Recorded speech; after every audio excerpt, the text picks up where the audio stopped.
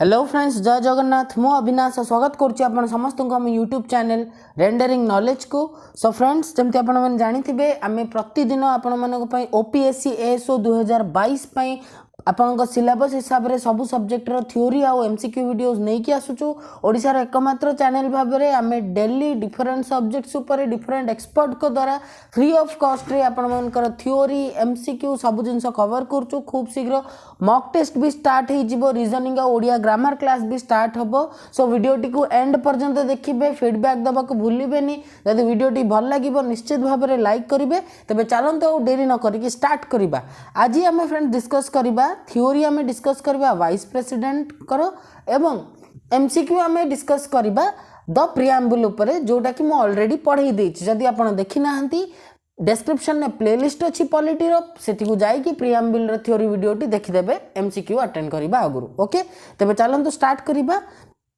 So the vice president occupies the second highest office in the country. आपण जमती मैंने जानी थे कि मु ऑलरेडी प्रेसिडेंट रे पढ़ाई थी कि देश रे प्रेसिडेंट कर ऑफिस से हेले हमर राष्ट्र मुख्य, से हेले हमर नॉमिनल हेड, ठीक अच्छे, रिप्रेजेंटेटिव ऑफ द नेशन। तो हाईएस्ट ऑफिस तांकर, तांको परे सेकंड हाईएस्ट ऑफिस होता है उपराष्ट्रपति अथवा वाइस प्रेसिडेंट कर। Okay, he is accorded a rank next to the president in the official warrant of precedence. तो प्रेसिडेंस अथवा हायरार्की अनुजाई प्रेसिडेंट का परे नेक्स्ट आसंती वाइस प्रेसिडेंट। ओके, तो क्वालिफिकेशंस ऊपर जदि नजर पकेबा तो फर्स्ट कथा कि वाइस प्रेसिडेंट रो इलेक्शन पाई एलिजिबल हबा निमंते जणे व्यक्ति को भारतर नागरिक हबा को पड़िबो। He should be a citizen of India. He should have completed 35 years of age. तांको 35 वर्ष बा तदूर्ध्व बयस होइथिबा दरकार। He should be qualified for election as a member of the Rajya Sabha. Rajya Sabha रो से मेंबर हेबा पई तांकर एलिजिबिलिटी थिबा दरकार एवं should not hold any office of profit under the union government or any state government or any local authority or any public authority। तो कौन सी भी लोकल अथॉरिटी, पब्लिक अथॉरिटी, राज्य सरकार अथवा केंद्र सरकार के अधीन रे से कौन सी भी ऑफिस ऑफ प्रॉफिट होल्ड कर नथिबे, अर्थात कौन सी भी ऑफिशियल पोजीशन ने ऑफिसर भाव में काम करू नथिबे। Okay, but a sitting president और vice president of the union, the governor of any state and a minister for the union or any state is not deemed to hold any office of profit and hence qualified for being a candidate for the vice president। तबे जदि के जने already union of India रो और Indian union रो president अच्छंती, vice president अच्छंती अथवा कौन सी राज्य रो governor अच्छंती अथवा राज्य सरकार, कौन सी राज्य सरकार अथवा केंद्र सरकार रे मंत्री पद अधिकार करछंती, तेबे तांकू ऑफिस ऑफ प्रॉफिट होल्ड करुथिबार कुहा जाय परिबनी एवं से माने वाइस प्रेसिडेंट इलेक्शन पई गोटे कैंडिडेट हवा पई योग्यता अधिकार करिथांती। ओके, नेक्स्ट देखंतु, the nomination of a candidate for election to the office of vice president must be subscribed at least 20 electors as proposers and 20 electors as seconders. अर्थ जड़े व्यक्ति को उपराष्ट्रपति निर्वाचन रे प्रार्थीपत्र दाखल करने निमंते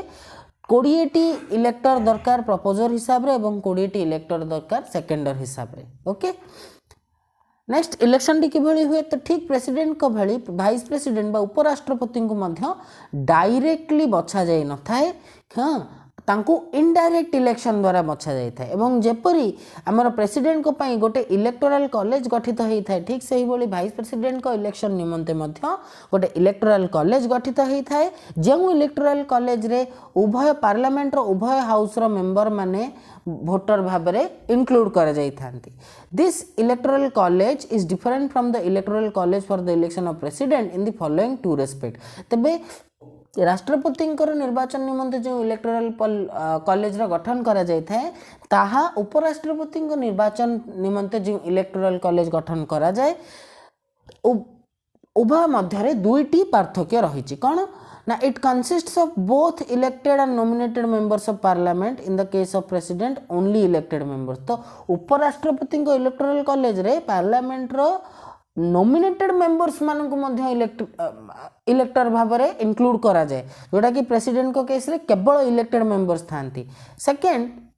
आमे पढ़ी कि प्रेसिडेंट को इलेक्टोरल कॉलेज रे प्रत्येक राज्य सरकार एवं केंद्र शासित अंचल जोठी कि लेजिस्लेटिव असेंबली रही तांकर इलेक्टेड मेंबर्स माने अथवा एमएलए माने इंक्लूडेड किंतु एथिरे स्टेट लेजिस्लेटिव असेंबली अर्थात राज्य सरकार मानकर मेंबर्स मानकू इंक्लूड करा जाय न थाए ओके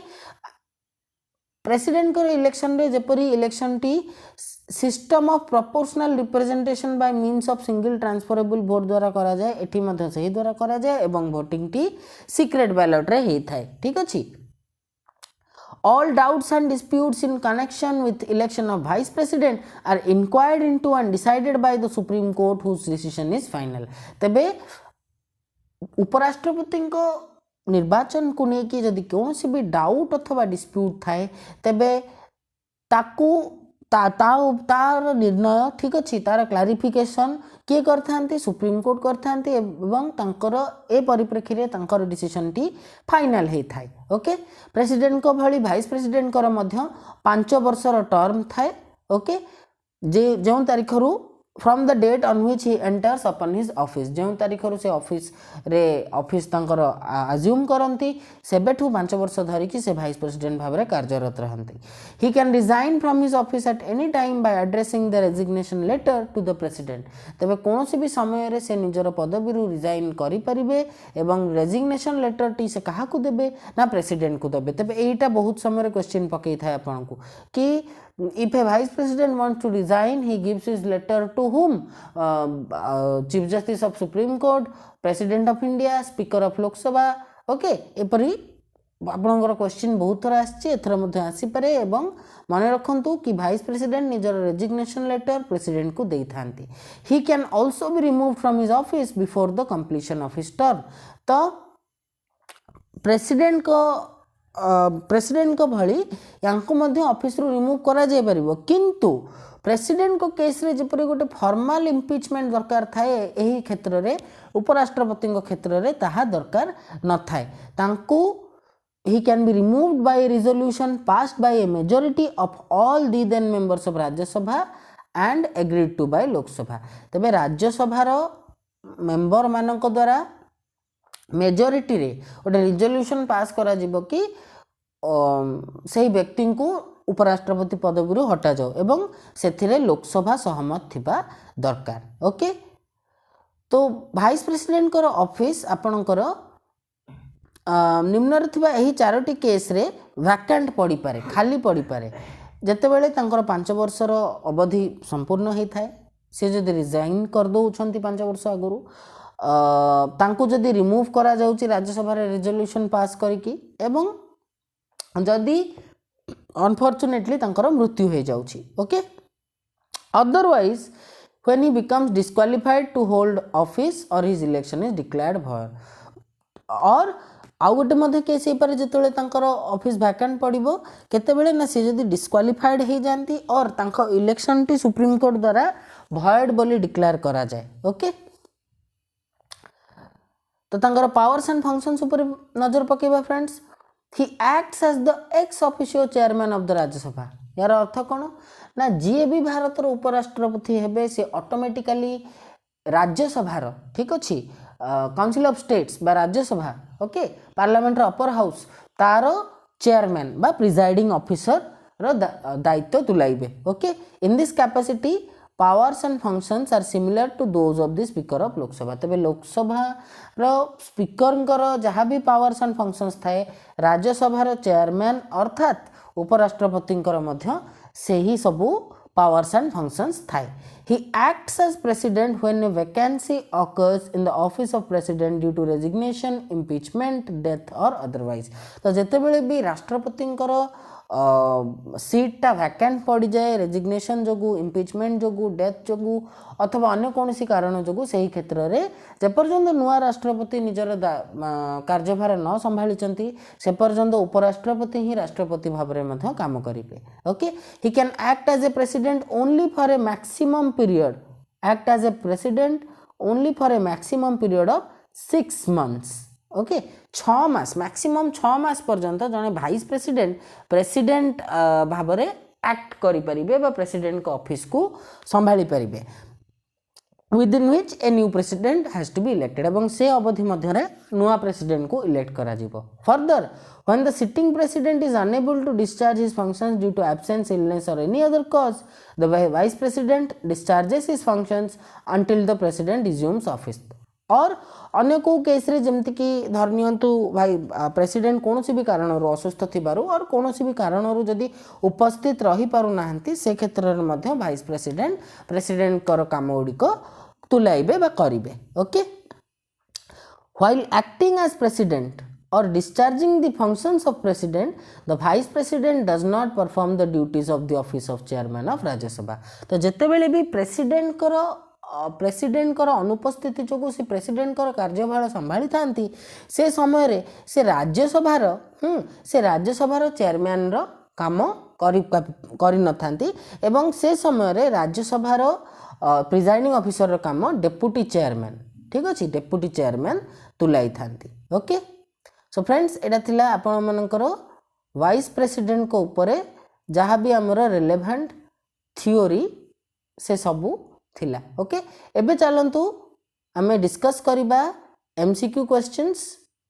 प्रीएम्बुल को आधार करके ओके प्रीएम्बुल माउ थरे रिपीट करूची जदि आपण प्रीएम्बुल थ्योरी क्लास देखि नाहंती तबे प्रीएम्बुल थ्योरी क्लास टी देखंतु डिस्क्रिप्शन रे पॉलिटी रो प्लेलिस्ट को जाईकी एवं तापरे एमसीक्यू क्वेश्चंस को अटेंड करंतु ओके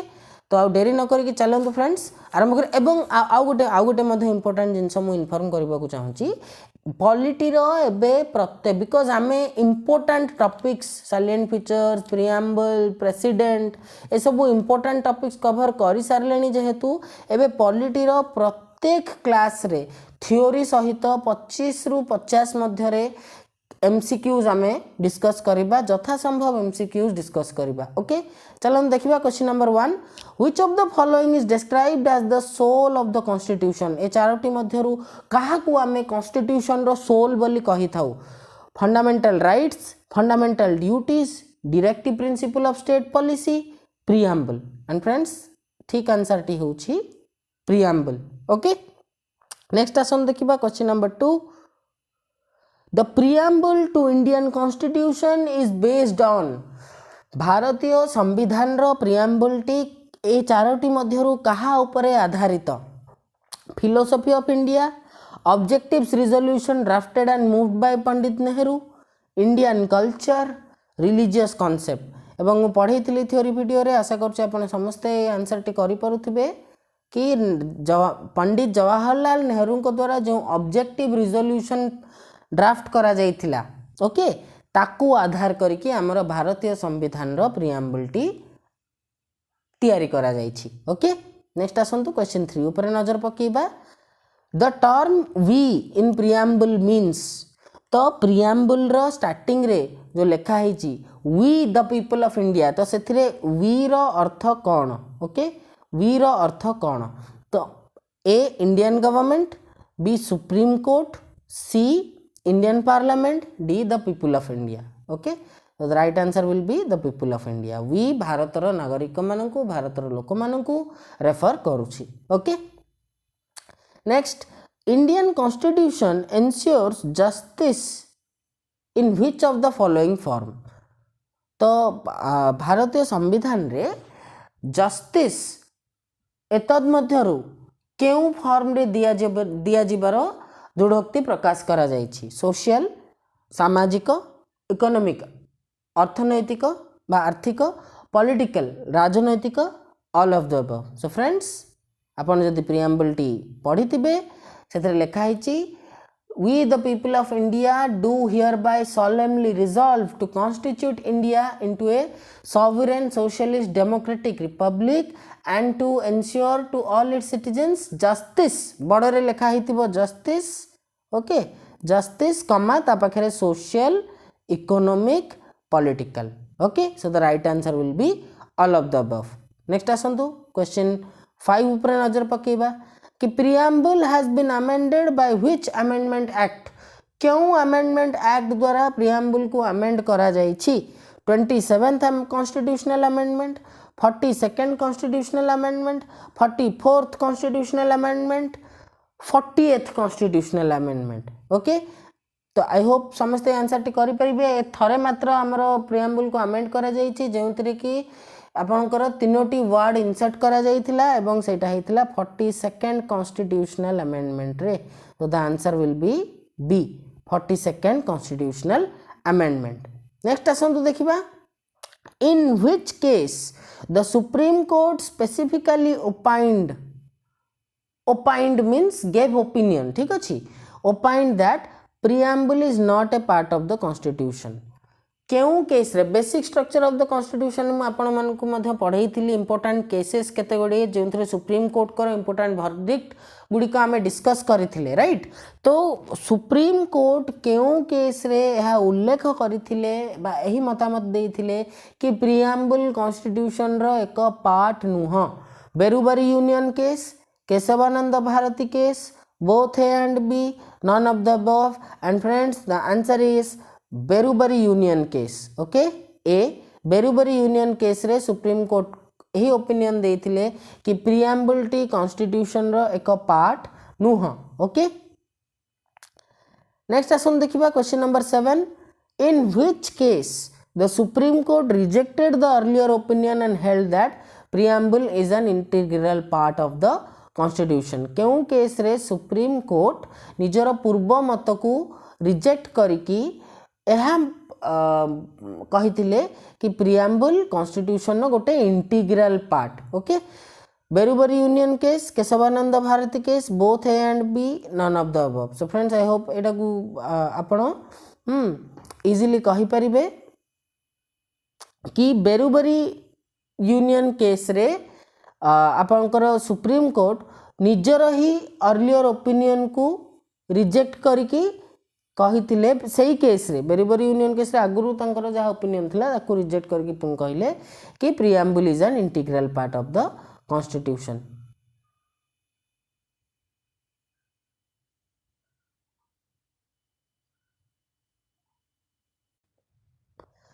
सॉरी फ्रेंड्स एटा हबो केशवानंद भारती केस, ठीक अछि। बेरुबरी यूनियन केस रे कहिथिले कि नुह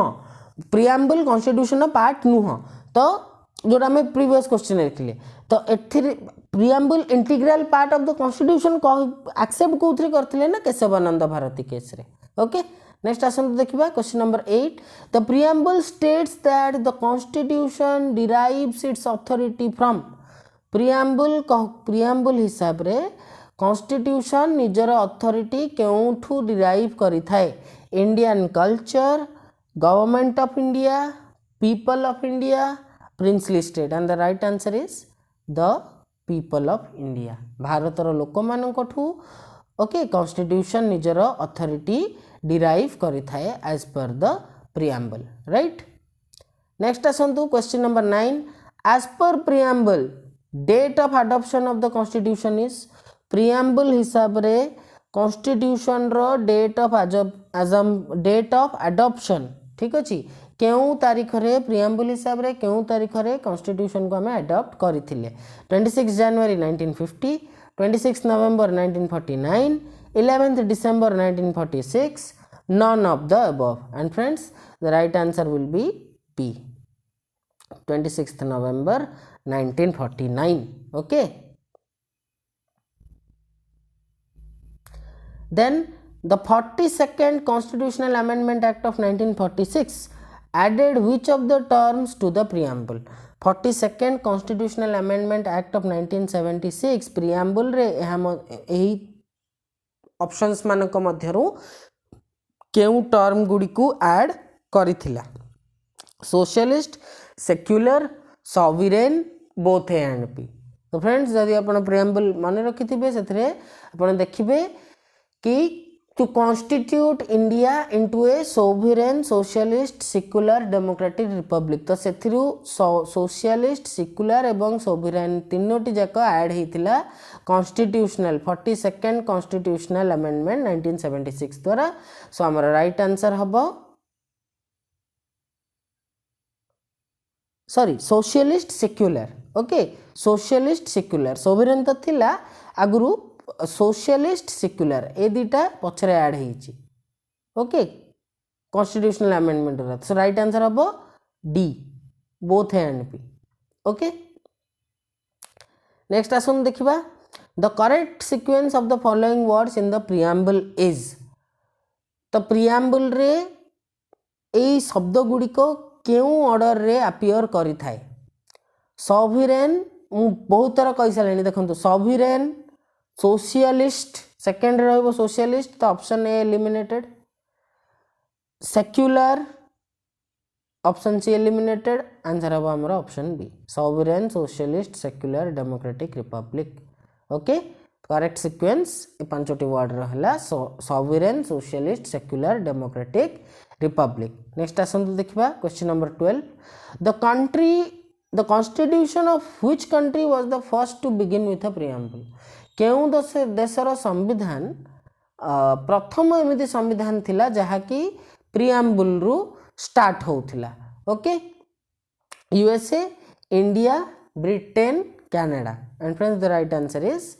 यूएसए युक्तराष्ट्र अमेरिका। ओके नेक्स्ट आसन देखिबा the ideal of justice social economic and political in the preamble draws its inspiration from. एही चारिटा मध्यरु केउ ऑप्शन रु सोशल इकोनॉमिक एवं पॉलिटिकल जस्टिस रो आइडियाटी रो इंस्पिरेशन को डिराइव करा जायछि। Okay Russian revolution American civil war French revolution Japanese constitution and the right answer is Russian revolution. मन रखंतु रशियन रिवॉल्यूशन रु हमरो justice social economic and political रो आइडियालिटी को डिराइव करा जायछि। Okay next the ideals of liberty equality and fraternity in the preamble have been taken from French revolution Russian revolution American civil war none of the above. तो देखंतु justice social economic and political टा derive होईची Russian revolution रु and liberty equality and fraternity रो idea derive होईची French revolution रु। Okay friends next question 15 देखिबा which of the following is true about preamble. ए चारोटी ऑप्शन मध्यरु प्रिएम्बल विषय रे केउटी सठिक कि it is a source of power to legislature and a source of prohibition upon the powers of legislature. It is justiciable. Its provisions are enforceable in courts of law. None of the above. तो friends यह मध्यरु कोनोसी TB right नुह। ठीक अछि कि legislature रो power रो source preamble नुह कि legislature रो power ऊपर प्रोहिबिशन रो सोर्स मध्य प्रिएम्बल नुह। प्रिएम्बल जस्टिसेबल नुह अर्थात प्रिएम्बल को लेकिन आम कोर्ट को जाई परिबा नहीं। ओके ना ही कौन सी कोर्ट ऑफ लॉ प्रिएम्बल रो प्रोविजन गुडी को एनफोर्स करि परिबो। सो इट इज एठी राइट आंसर हबो D none of the above. Okay next आसन तो क्वेश्चन 16 को what does the term secular mean in Indian context. ठीक अछि भारत परिप्रेक्षी रे हाँ बा भारतीय जने भारतीय नागरिक परिप्रेक्षी रे सेक्युलर टर्म टीर अर्थ कौन। ए all religions are equal in the eyes of the government and the state does not uphold any particular religion as its official religion. Okay कि सरकार को आखिरे सबु धर्म समान एवं सरकार कौनसी भी निर्दिष्ट धर्म को निजर ऑफिशियल धर्म भाव में एक्सेप्ट करेनी। जमती कि आपको एग्जांपल देइथिली कि पाकिस्तान गोटे थियोक्रेटिक नेशन। कहीं पाकिस्तान गोटे थियोक्रेटिक नेशन कहीं ना तार ऑफिशियल रिलीजन है इस्लाम से पाकिस्तान को the Islamic republic of Pakistan मध्य कहा जाए। Okay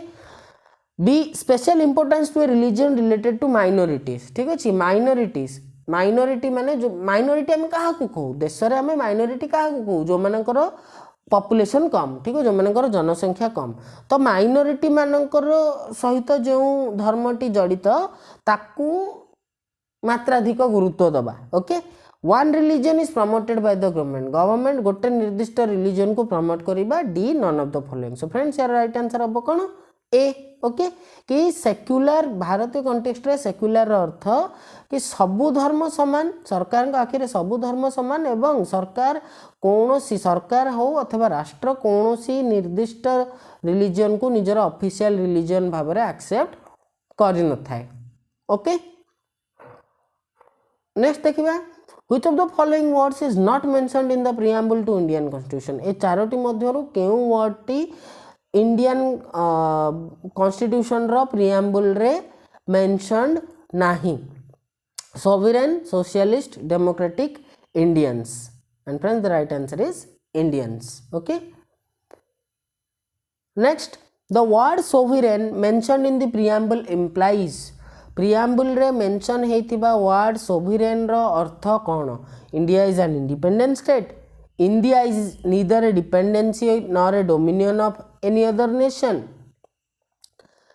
India is free to conduct its own affairs both internal and external. All of the above. So friends एटी राइट आंसर हैला ऑल ऑफ द अबव. कहीं ना सोवरेन हवा बा सोवरेनिटी थिबार अर्थ हैला कि ताहा एक इंडिपेंडेंट स्टेट. ठीक अच्छे, स्वाधीन राष्ट्र, कहा पर निर्भरशील नुह.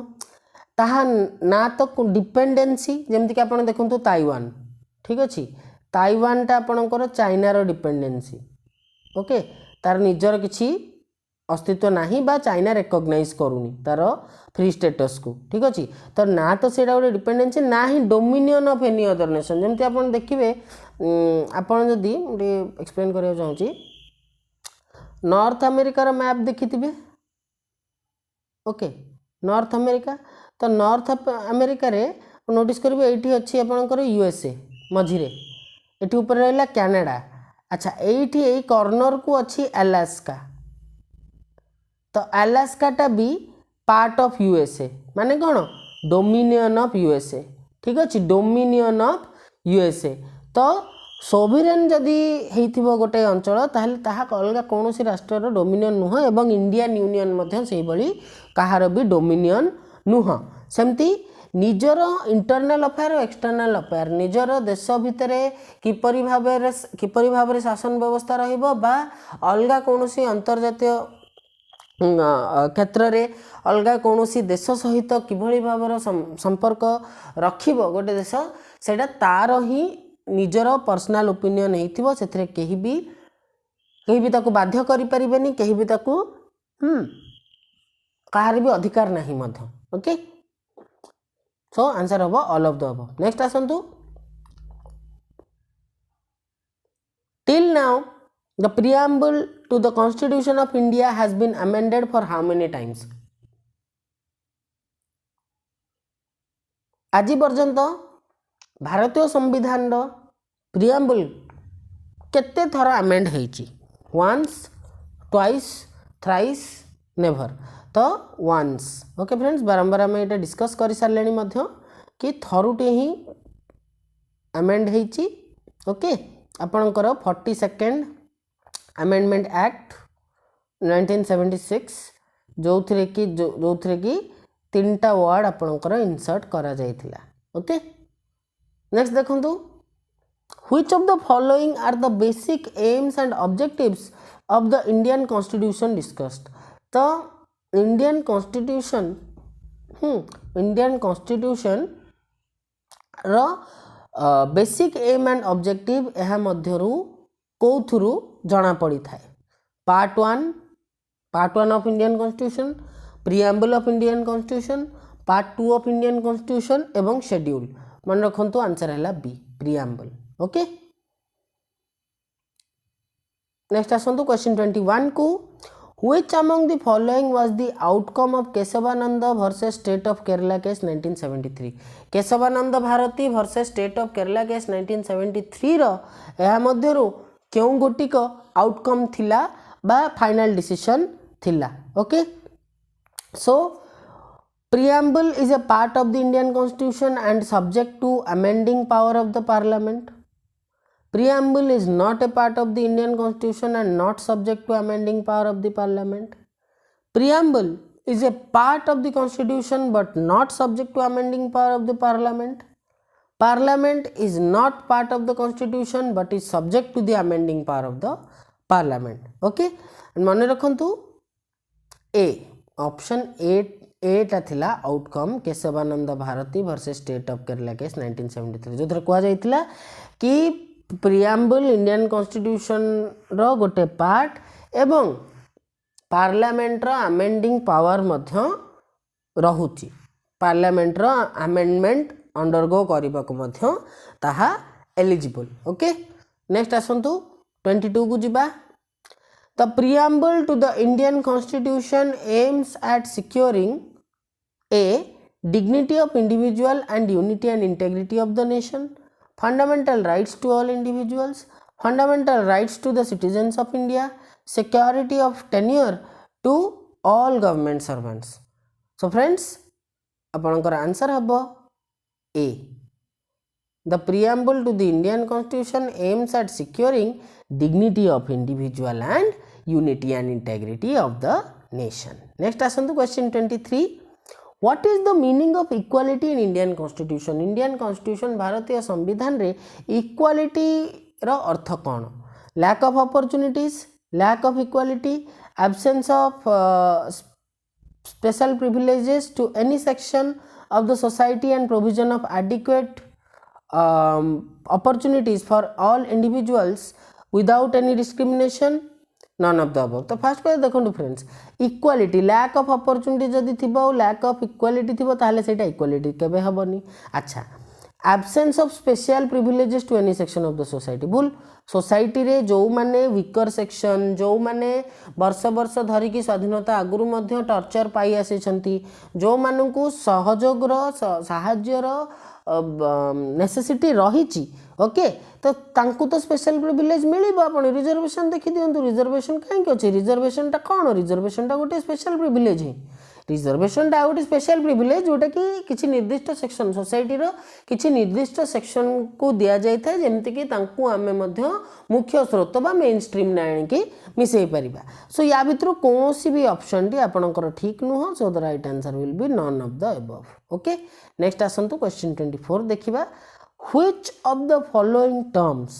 was not included in a union of trinity by Dr. B.R. Ambedkar in his concluding speech in the Constituent Assembly. Constituent Assembly रे निजर concluding speech रे Dr. B.R. Ambedkar एहा मध्य एही चारोटी मध्यरु केउ गोटी को यूनियन ऑफ ट्रिनिटी रे इंक्लूड करी नथिले लिबर्टी फ्लेक्सिबिलिटी इक्वालिटी फ्रैटर्निटी तो लिबर्टी इक्वालिटी फ्रैटर्निटी थिला so the right answer will be flexibility flexibility को यूनियन ऑफ ट्रिनिटी रे बी आर आंबेडकर निजर कंक्लूडिंग स्पीच रे इंक्लूड करी नथिले okay the philosophy underlying the Indian constitution was embodied quite early in the objective resolution which was moved in the first session of the Constituent Assembly on December 13, 1946 by तो question पचारुची कि Indian constitution को पछरे जो philosophy रही जो दर्शन रही ताहा objective resolution रे embodied हे सारी थिला जहाँकि कॉन्स्टिट्यूएंट असेंबली रो प्रथम रिजोल्यूशन ने मूव करा जाइथिला 13 डिसेंबर 1946 रे एवं ताहा को मूव के करथिले आमे ऑलरेडी डिस्कस कर सारचंती बहुत भलो से Pandit Jawaharlal Nehru okay friends so here we come to the end of today's class आज आमे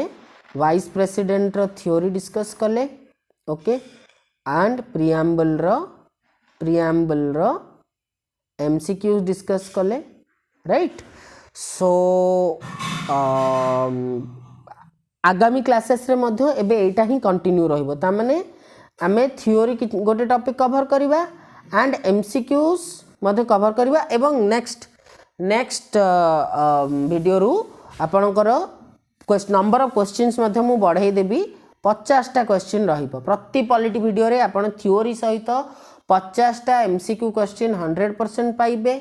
ग्रामर रे मध्य मु खूब शीघ्र आउ ग्रामर थ्योरी रो बहुत कम पार्ट अच्छी सेती कवर कर देले बहुत भलसे से रूल्स गुड़ाक एबे हम गोटे फ्लो रे गोटे परे गोटे मु एबे रूल्स कवर कर चलीबी रूल्स कवर करि सारला परे मु मिसेलेनियस ग्रामर आपन पय आनिबी ठीक अछि मिसेलेनियस ग्रामर माने काहे कि ना आमे जदी गोटे एमसीक्यू वीडियो रे आमे गोटे निर्दिष्ट टॉपिक को कवर न जदी आमे टिके मिक्स्ड करी कि देखिकी कवर करवा सबू इम्पोर्टाट टॉपिक्स ग्रामर रो ताहले आमे बेसी टिके एग्जाम सेंट्रिक प्रिपरेशन करि परिबा तो सेटा मध्ये रहइबो एवं जेंति जानिथिबे वोकाबुलारी मध्ये मु ऑलरेडी स्टार्ट करि सारिछि वोकाबुलारी रे प्रथम वीडियो रे आमे सिनोनिम्स रो 50 टा एमसीक्यू डिस्कस करथिले ओके जो माने भी देखि नाहंती डिस्क्रिप्शन ने इंग्लिश रो प्लेलिस्ट को जानतु देखंतु okay so this was all आउ जिबा आगुरु फ्रेंड्स में एति कहबी देखंतु आमर जो गोलटा that is a very noble one okay noble माने गोटे बहुत भल उद्देश्य नहीं कि लक्ष्य नहीं कि आमे रेंडरिंग नॉलेज रे आपण मानक पई ओपीएससी एएस रो ओके ओपीएससी एएस रो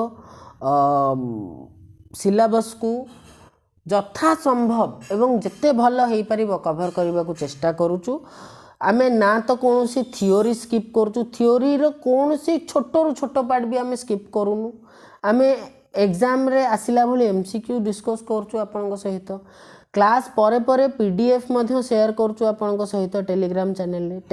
चैनल रे मध्य पर्सनाली खाली मु नुह आमे जेते जण आपण माने मध्य आपण मानक भितर बहुत जण मते पर्सनाली मध्य डाउट पचारंती एवं राती गोटे हो दिन गोटे हो सकाळ 7टा हो इवन कि मो सब्जेक्ट जोड़ा को नुह मध्य मैथ रे मध्य मु एबे किछ दिन तळे ट्राई करथिली हेल्प करबा पई ओके तो एनीवेज खाली मु नुह सार अलगा सार माने मध्य रम्य सार सौम्य सार आमे सब बेले एक्टिव रहउचु आपण मानको सहित रहउचु एवं जोटा आमे प्रतिज्ञा करू जोटा आमे ओथ नैचु कि खाली आपण को बाट देखई दबुनी आमे खाली कहि दबुनी कि ए बाटर चल आमे आपण सहित मध्य आपण को हाथ धरि कि बाटटी चालुचु एवं लक्ष्य स्थल रे आपण को पहुंचैबो पछे लक्ष्य स्थल रे पहुंचला परे आपण माने हमको मने रखंतु न रखंतु तो अनुरोध एथि कि देखंतु वीडियो ता बदल रे आमे बस गोटे we want a small token of encouragement okay आपण माने हमको टिके एनकरेज करंतु कि उत्साहित करंतु हमको सेटा बहुत माने भल लागिबो बहुत प्रेरणा दबो ठीक अछि देखंतु आमे यूट्यूब रु इनकम करिवाटा गोटे हमर बहुत गोटे उद्देश्य न कि इनकम करबा उद्देश्य नै कि हम आपण मानक पई सीरीज आणनु हमर उद्देश्य हला कि फ्री ऑफ कॉस्ट रे ओडिसा रो प्रत्येक पिला क्वालिटी एजुकेशन पाई पारु ओके ओडिसा रो प्रत्येक पिला क्वालिटी एजुकेशन पाई पारु एवं कोनोसी भी प्रकार रो स्वार्थपर आर्थिक मनोभाव गोटे पिला को हतोत्साहित न करू पाठ पढ़िबारु सेटा हमर उद्देश्य काहेकि ना कोठी ना कोठी आमे समस्ते जिते भी सार अच्छा मु निजे आम समस्ते जाचु कि अपॉर्चुनिटीज न पाई पारिबाटा केते कष्टकर होता है बहुत समय रे आमे चाही थाउ कि कहार गोटे हेल्पिंग हैंड आसु बट हमको मिल पारे किंतु से हेल्पिंग हैंड जब मिल जाए देन मनीष बहुत बहुत सक्सेसफुल हो पारे तो सेटा हमर हुए तो हमको टिके एनकरेज करंतु वीडियो भल लागिले लाइक करंतु कमेंट सेक्शन रे निश्चित भाव रे आपन को फीडबैक देंतु मु केबे कहूनी कि मोर प्रशंसा करंतु मु I have never told you कि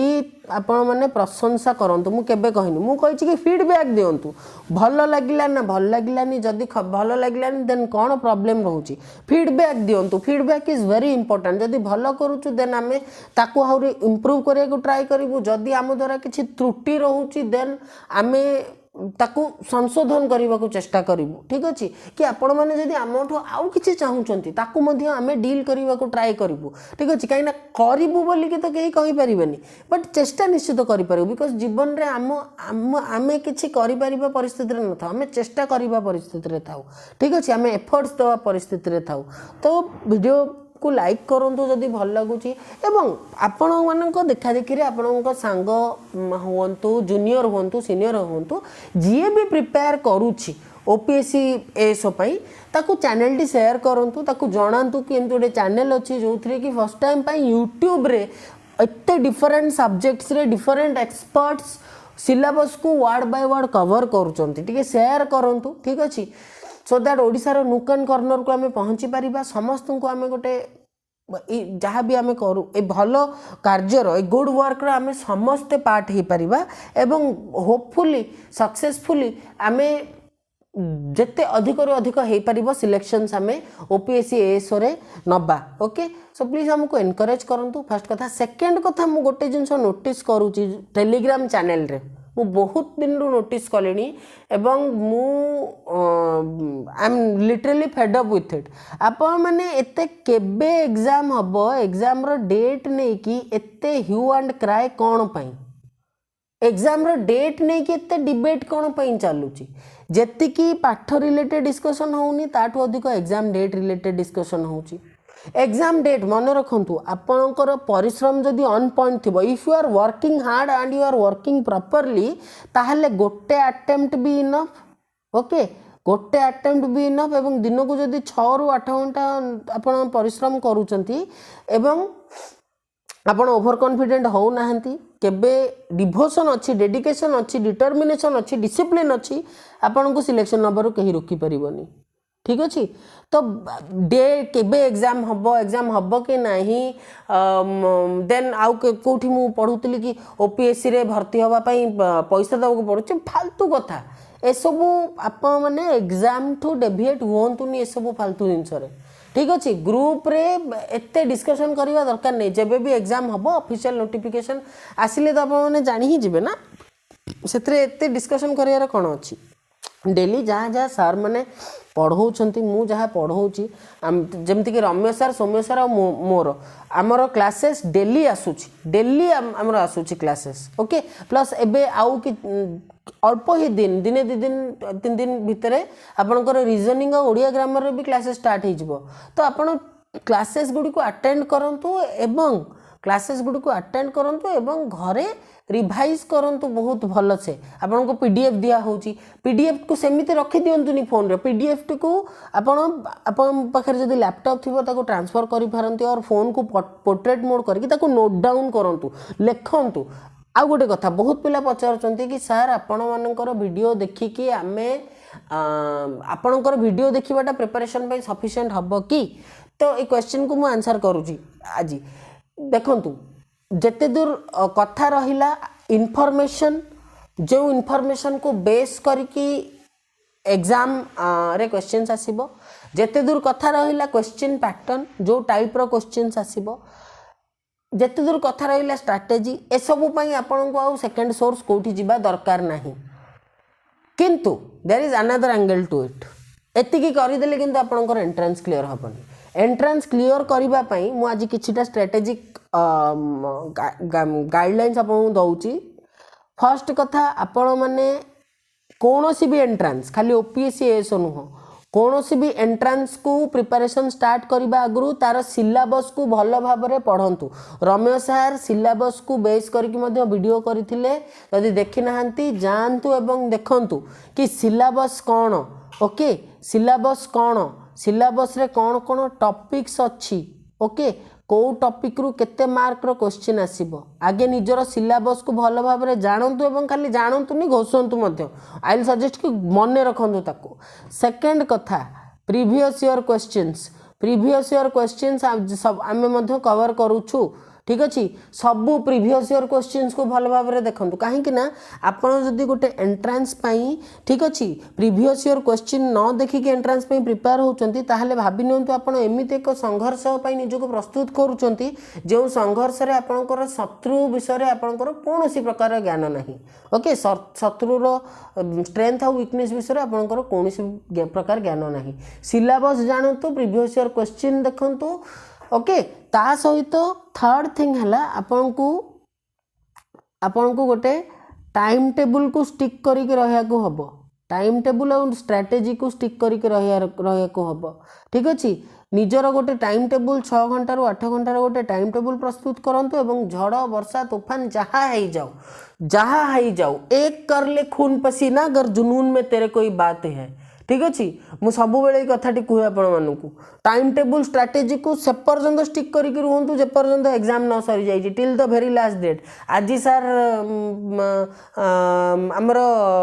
मु उपास करिछि आज घरे भोजी अच्छी काली सांग बाहागर को पलैली देहटा भल लगुनि ए सब एक्सक्यूजेस दिंतुनि मन रखु जदि आप सिद्धतर सहित किसी भी जिनस को चाहिए ना आपन को कौन भी जिनस आपन को रोकी पारबनी ता करिबारे ठीक अच्छे ये तीन टा जिनस फॉलो ये तीन टा छोट जिनस ही आप मन रखु फास्ट कथा सेकेंड कथा 1000टा सोर्सेस को जीवा दरकार नहीं कहीं आम यूट्यूब वीडियो रे सबू थियोरी सबू ही कवर कर दौचु ताठू व्यतीत आउ अलग बुक्स की अलग यूट्यूब चैनल किसी को भी जाकि आप खाली टाइम वेस्टिंग करेंगे ठीक अच्छे अच्छा ये तीन टा तो एग्जाम रिलेटेड जिनस जोटा आप निहाती फॉलो करवा दरकार आउ दुटा जिनस अच्छी जोटा कि एग्जाम रिलेटेड तो नुह किंतु तार गोटे बहुत बड़ प्रभाव रुहे गोटे है आपणकर डाएट आ गोटे है आपणकर रेस्ट ठीक अच्छे गोटे है डाएट आ गोटे है रेस्ट डाएट सहित केबे कंप्रोमाइज करेंगे डाएट सहित आप कंप्रोमाइज कले आप टोटाली फोकस करें पाठ पढ़ारे ठीक अच्छे निजर रेगुलर लंच डिनर ब्रेकफास्ट नवा व्यतीत पाठ पढ़ला बेले पाखे गोटे जिनस आपंकर पानी सब बेले रहुवा दरकार टिके टाइम टू टाइम अल्प टिके पानी पीउथिबे द्वितीय कथा किसी भी ड्राई फ्रुट्स है बिस्किट्स है जहाँ भी खाऊे सेकेंड है रेस्ट चेष्टा करंतु 6 घंटा रु 8 घंटा सोइबा पई रेस्ट बहुत बहुत important rest is very important okay rest is very important तो एतिकी कथा आपण माइंड रे रखंतु आशा करूची आ कौन सी प्रकार रो इरेलेवेंट क्वेश्चन इलॉजिकल क्वेश्चन रे आपण व्यस्त हेबेनी ठीक अछि एति कहि कि फ्रेंड्स मु विदाय नउची पुणी देखा नेक्स्ट क्लास रे एवं नेक्स्ट क्लास रे एमती आपण मो सीक्वेंस जानिछंती गोटे पॉलिटी गोटे ग्रामर एवं एबे वोकाबुलरी मध्ये एडेड हो जाइछि तो नेक्स्ट आम ग्रामर क्लास करबा एवं ग्रामर क्लास रे मु order of adjectives last class रे कोन एडजेक्टिव्स बुझेइथिली राइट एडजेक्टिव्स बुझेइथिली ओके अपकमिंग क्लास रे मु ऑर्डर ऑफ एडजेक्टिव्स टा डिस्कस करी ओके ऑर्डर ऑफ एडजेक्टिव्स एवं आउ किछि देखिबा ऑर्डर ऑफ एडजेक्टिव टा छोट चैप्टर टा ऑर्डर ऑफ एडजेक्टिव सहित आउ किछि गोटे पार्ट आमे कवर करिबा पई चेष्टा करिबा ओके तो जीवा गुरु सबु बेले कुहे आज भी कहूची तू फिक्र न कर ओके तू फिक्र न कर तू सब्र कर उस वक्त का सब्र तेरा जब रंग लाएगा गिराएगी क्या तुझे कोई निकम्मी सोच औकात तो छोड़ तेरे मेहनत के कद से कभी तालमेल ना मिला पाएगी एक कर ले खून पसीना अगर जुनून में तेरे कोई बात है तो फिक्र न कर तेरा रब हमेशा तेरे साथ है give your best and let God decide the rest ये कोई विदाय नौची बंधुगण जय जगन्नाथ।